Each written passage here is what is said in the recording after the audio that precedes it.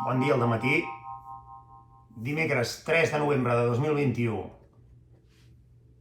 màniga llarga, o sigui, això ja està fet, l'hivern ja és aquí, ha vingut per quedar-se, l'hivern ha vingut per quedar-se, no, només faltaria, ha vingut per quedar-se durant l'hivern, després a la primavera, ja vindrà la primavera, que també haurà vingut per quedar-se fins que arribi a l'estiu, la impermanència de lo permanent.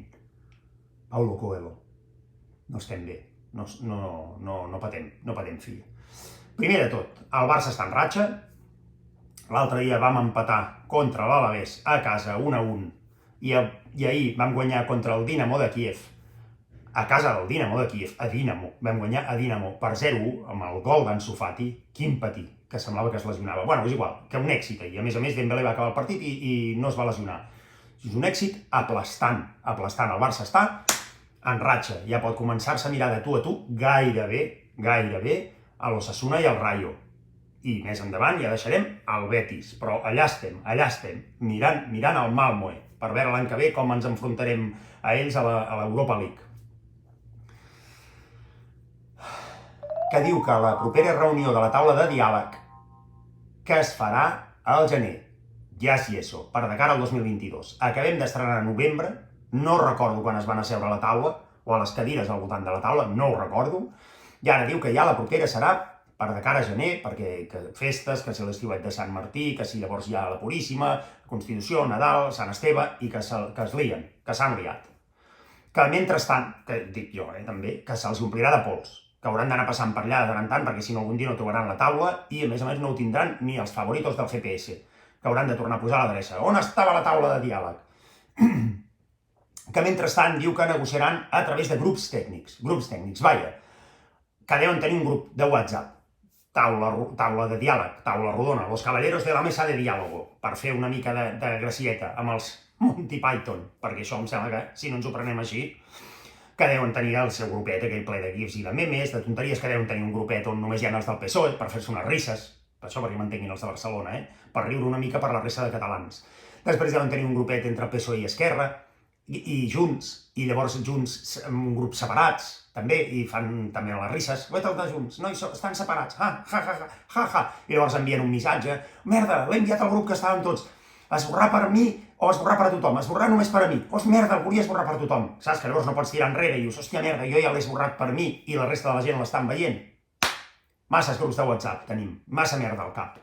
Home, aquella suor freda, després d'esborrar el missatge i te n'adones que només l'has esborrat per tu i et quedes com... Tan... Bueno, coses que aquestes fan els meus fills, a mi no em queden tan bé perquè sóc boomer. L'acord de la cimera pel canvi climàtic, altrament dita COP26, que sembla la nova pel·li de Denzel Washington fent de peli xungo, de poli xungo, COP26, és bàsicament passar d'una tala indiscriminada de boscos a una discriminada de boscos. I ja està, és la reunió de tota la vida dels quès i no dels coms. Moltes bones intencions, moltes firmes, moltes signatures que no tenen cap mena de responsabilitat, o sigui, no passa res, firmes allà com pots firmar, que tens més responsabilitat firmant una hipoteca que això, que els fots amb un juego del calamar i que firmin. I si no duen a terme les accions, ja sabeu com funciona el juego del calamar, que també ara ho podria... Hòstia, Enric, estàs fent apologia de la violència? Estic intentant que la cosa funcioni perquè no ens quedem sense terra d'aquí 15 o 20 anys. Que al final el que talla més boscos aquí, que és els de l'Amazònia, que és el Bolsonaro, ha dit que no hi anava. Que poder era per responsabilitat amb el clima, no ho crec, li feia mandra. Que ja sí, això, lo que quedeu que sí, el típic amic que no ve, lo que quedeu que sí, llavors a l'hora de lo que quedeu, hòstia, jo això no hi havia quedat. No, sí, lo dels boscos, em sembla bé. I després, era l'Amazones, em sembla que eren els de Finlàndia. No, aquests no, Amazònia, que podria venir Amazon a fer una campanya de màrqueting, Amazon, i que se'l quedi Amazon, que foti uns calés, que hi foti res, allà un parell de naus per fer un tema logístic seu, i escolta, que patrocini l'Amazònia, i que Bolsonaro, anem-lo apartant, aquest senyor, perquè aquest senyor no ha vingut ni a la reunió, aquest senyor és el que surt del grup de WhatsApp, el segon 2 que s'acaba. Has fet un grup de WhatsApp per un cap de setmana i el dilluns a les 12 de la nit ja ha salido del grup. Quines presses, també. Bolsonaro no es comprometen a res, vull dir, serà el de sempre. jaja, ja ho farem. Ja ho farem, i qui dia passa, any empeny. Qui en dia passa, año... Judei... Qui dia passa, any empeny. Per què us l'he de traduir? No sabeu català, mireu altres vídeos. Que diu que el govern xinès li està dient a la gent que ompli el rebost, que no se sap com acabarà la cosa, que ja tenen 29 casos, amb quasi 2.000 milions de persones, i la cosa se'ls està escapant de les mans. A veure, si és cert, poder encara no se'ls està escapant de les mans. Aquí a Espanya això seria la merma. Això, què són 29 casos? La normalitat. El que a Espanya és la normalitat, el govern xinès ja diu: comenceu a aprovisionar-vos, xavals, perquè s'estan acabant els ratpenats i els pangolins, i llavors no tindreu res per menjar, i encara haureu de menjar pollastre. Home, però què és això? Quina locura. Dinamarca, altrament dit, l'anti-Espanya, com Dembélé, que és l'anti-Coutinho. Anti-Coutinho agafa la pilota, veu un jugador, se'n va enrere i la tira. Està atacant, Coutinho està atacant i amb 3 passes estan a Ter Stegen. Perquè ho entengueu, i Ter Stegen és el porter, per qui no entengui de futbol.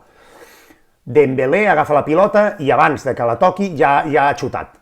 Bé o malament, però ja ha xutat, i amb l'esquerra i amb la dreta, que ho xuta tot, és ambidextro, amb les dues cames xuta, i amb tot, xuta amb tot, aquest senyor. Doncs Dinamarca és l'anti-Espanya. Per què? Perquè li sobren 32.000 llocs de treball. Se'm costa de dir tot, això de sobrar 32.000 llocs de treball, perquè aquí no ha passat mai això. Tot i que ara acabem de rebre una notícia que l'atur ha baixat. Però bueno, 32.000 llocs de treball, bueno, que falten 32.000 treballadors. Que si vols anar a treballar de cambrer a Copenhagen, 2.600 euros bruts al mes. Que després poder el lloguer de la casa te'n val 10.000, això ja no ho sé. Però bueno, que 32.000 llocs són, vull dir que si agafes un tren cap allà i fots un Erasmus o fots un Interrail i pares allà, igual trobes feina. Aquí tens més xungo. I si aquí has de demanar feina de cambrer, igual has de pagar tu per anar a treballar. A l'octubre s'han batut tots els rècords del preu de la llum. El que passa és que vam canviar l'hora l'últim dia d'octubre, llavors, clar, encara no té dita, però llavors el novembre serà un mes fenomenal. Per què? Perquè s'ha baixat, perquè s'ha endarrerit l'hora.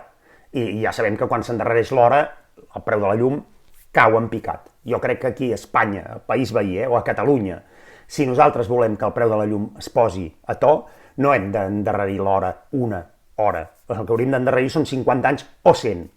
Calla, que poder si governa el PP, que ja mentalment estan 100 anys enrere, poder al final baixa el preu de la llum. Que vas que també baixaran altres coses, baixaran hòsties, poder, no? Bueno, que no sé què prefereixo de les dues coses, que si m'han de deixar triar, ui, una locura, per favor. Que facin un doodle. Què vols que en comptes de les votacions un doodle? Com ara se m'acaba d'acudir, igual que la cimera del canvi climàtic, tant que al final és per dir que si en comptes de talent discriminada, haver fet un doodle i que haguessin triat des de casa tranquil·lament. Quines mesures aplicarem per d'allò? Tallar menys boscos, no tallar gens de boscos, intentar no tirar a matar el medi ambient, no sé què, no quantos, agafes el doodle, no treus d'allò i al final dius, doncs mira, ha sortit lo de la tala indiscriminada. Envies la newsletter, jo faig veure que toco la bateria i la màquina alhora, perquè m'és molt difícil no fer un ritme, i ja està, i envies els resultats i dius, mira, ja sí eso, tala discriminada de bosques, i ens estalviem tota la merda aquesta que s'ha fet.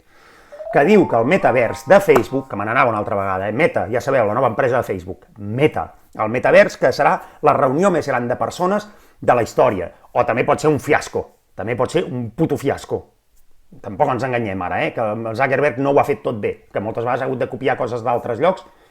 O bueno, ha sortit bé també quan ho ha copiat, menys els Reels, que acaba sent una casa de TikToks, que ja hi ha un univers on hi ha moltíssima gent, quasi bé 8.000 milions de persones i és la Terra. Jo no sé si totes aquestes persones dins un metavers acabaran fent una altra merda allà dintre, que com que serà virtual, com a mínim no passarà a la vida real, però escolta'm, que per univers amb molta gent ja tenim la Terra, no sé si calia muntar un metavers. I l'última, la notícia del llibre de Rebecca Solnit sobre l'art de perdre's al bosc com a metàfora de estem perduts, perdem el temps i el que hauríem de fer perquè anem atrafegats tot el dia sense parar i sense sortir de la roda del hàmster, que sembla que parli ara de la independència, hem d'aprendre a perdre'ns pel bosc. Perquè quan et perds pel bosc és quan hi veus més clar. I just al diari, la notícia del costat, la guia del boletaire. una guia per trobar bolets i perdre's al bosc. Masters of Combos en tota regla. Quan cada vegada més es perden boletaires al bosc, alguns els troben vius, altres no tant, i altres s'han fotut els bolets aquells que es pensaven que eren rovellons, i no ho eren algunes amanites, faloides en algun cas i tot, i muscàries, si molt m'apures, i han palmat. I foten les dues notícies, com a metàfora de cosa bona i com a realitat xunga. Això és una mica com Paulo Coelho meets Stephen King, o la nova pel·li de Shyamalan. Piérdete en el bosque, boletaire. Mare meva, no estic bé. Però què és aquesta merda? Vinga, va, aneu tirant.